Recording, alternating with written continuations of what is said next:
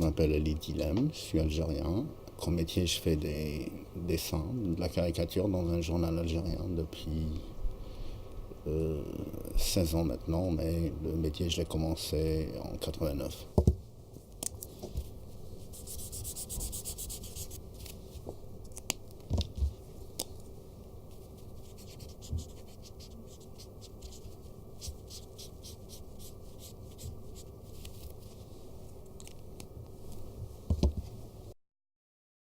Faites bien de me parler du premier dessin parce qu'il n'y a qu'à celui-là que je retiens une histoire. Parce que tous les autres, à la limite, je travaille dans un quotidien. Donc c'est des dessins sur l'actualité, des dessins, j'allais dire, de l'urgence. Mais le tout premier était en 89, donc juste après les événements de 88 en Algérie, ce qui pourrait ressembler un petit peu à ce qu'on appelle aujourd'hui le printemps arabe. Le 5 octobre 88, des milliers de jeunes Algériens sont sortis dans la rue, ont manifesté. Ça a duré 4 jours, il y a eu 500 morts.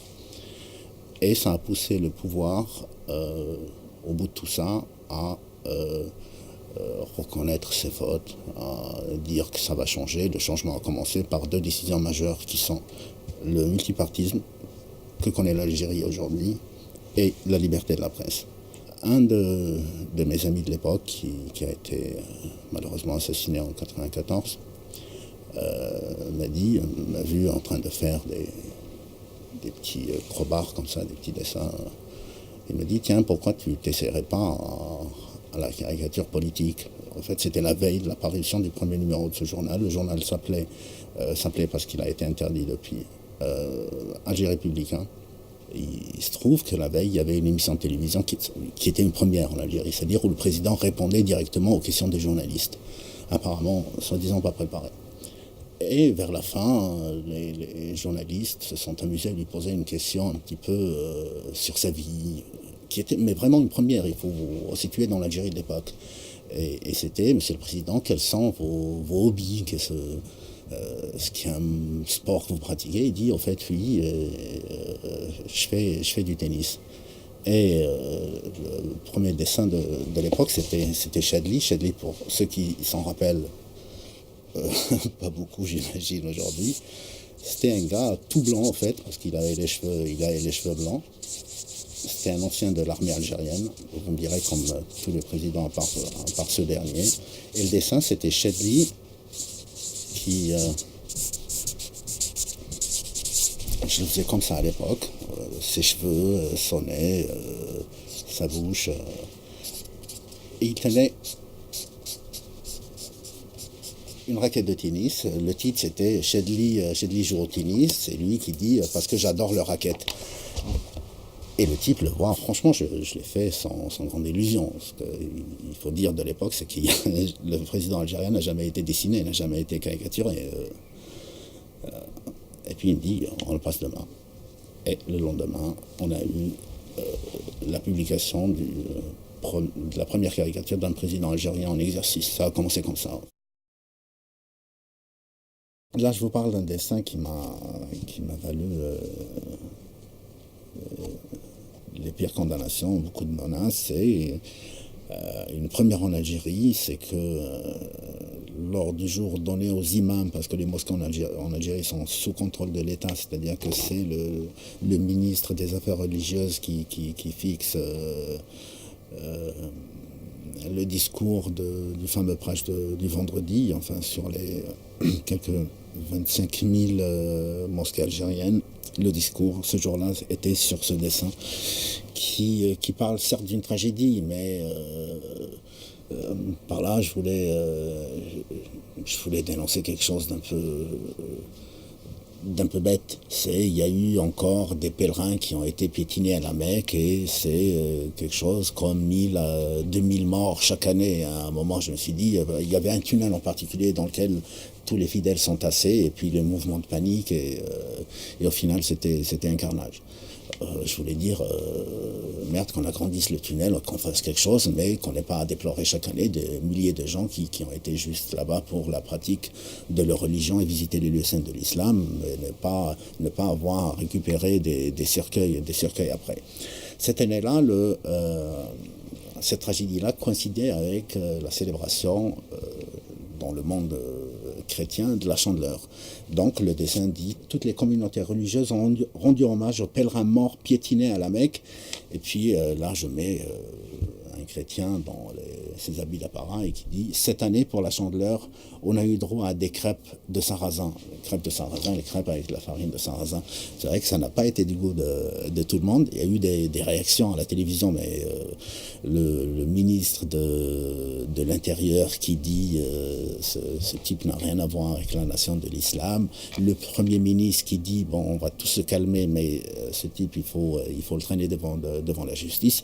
Et les mosquées qui disaient quelque chose comme ben, le son de ce mec est licite, quoi. C'est de mots halal. Vous pouvez y aller et il mérite au moins ce châtiment-là. Mon discours de l'époque, c'est-à-dire qu'au lieu de condamner, au lieu de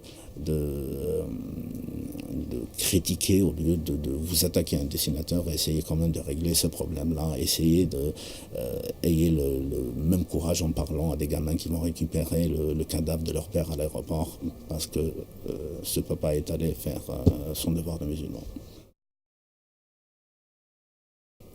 Ben, du jour au lendemain, voir ces pays-là se libérer, c'est vrai que ça fait chaud au cœur, c'est vrai. Mais avec ce scepticisme de l'Algérien qui est revenu de tout, hein, parce que nous aussi, jusqu'en 92, on se croyait les maîtres du monde, on se croyait les rois. Hein. Mais ben, quelques années après, c'était 200 000 morts. Et franchement, au fond de moi, je ne souhaitais pas ce qui est en train d'arriver et ce qui va probablement leur arriver. C'est clair que la situation ne peut pas rester en l'état. Et légaliser un parti islamiste dans un pays musulman, c'est pas la meilleure chose à faire. C'est pas le meilleur cadeau qu'on puisse faire à son peuple.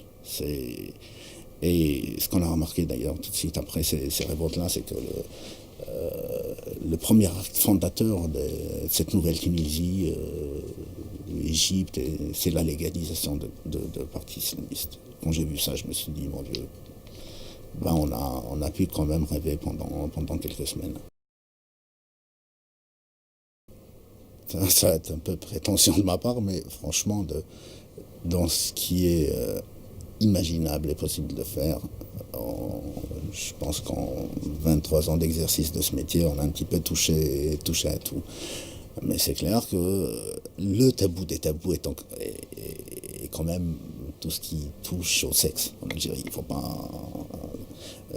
Je peux dessiner un général quand je veux, même lui leur donner des têtes de cul. Hein. Un général, quand je dessine, c'est rarement flatteur pour le général. Mais par exemple, dessiner une paire de fesses ou machin, ça, c'est inimaginable. J'ai déjà tenté des trucs.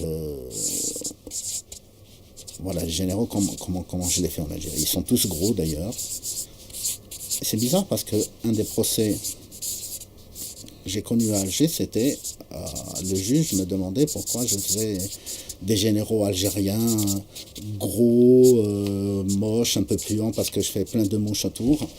Et j'ai dit, monsieur le juge, le jour où je verrai un général mince, beau et propre, je le dessinerai aussi. Mais ils sont vraiment comme ça, les généraux en Algérie. Quand vous faites le dessin, vous savez déjà que à travers ce médium-là, c'est déjà un peu lâchement acquis, parce que vous savez que c'est un truc qui est porteur, un truc qui est demandé, qui est vu et apprécié, aimé. Quand on est dessinateur dans nos contrées, on est des Brad Pitt chez nous. Attention, je vous jure, c'est énormissime. Cette joie-là, je paierais presque pour travailler dans le journal pour lequel je travaille. Il ne faut pas leur dire. J'espère que mon directeur ne va pas voir ça, parce que c'est comme ça que je l'ai piégé quand on a parlé pour qu'il m'engage. Avant de parler salaire, j'ai parlé de liberté. C'est-à-dire j'ai demandé beaucoup de liberté.